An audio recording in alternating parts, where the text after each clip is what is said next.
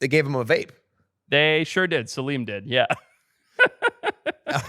That was.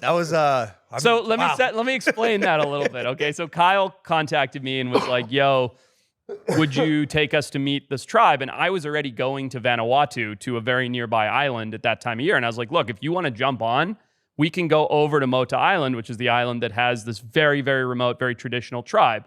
It's not truly uncontacted. You know, there's literally one Western guy named Brett who goes there and is part of the tribe and stuff. I see. And he speaks through him, through another translator. They speak it's a whole thing. But I said to Kyle, I was like, look, we can go to Mota. Like, they live a very traditional way, blah, blah, blah. But this is how the vape thing came up. But they really appreciate, they're not like the North Sentinelese. They have exchange and stuff, and they really appreciate ciggies. Like, you know, bring some heaters, and they'll love you for it. Oh, no, you know?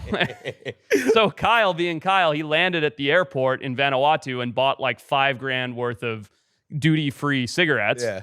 And so we got there, and part of it was giving out the cigarettes, and they were stoked. I don't remember if that went on camera or not, but the tribesmen were super happy to have, because they just use like hand-rolled like dirt cigarettes, and they had like, you know, Marlboro Reds or something.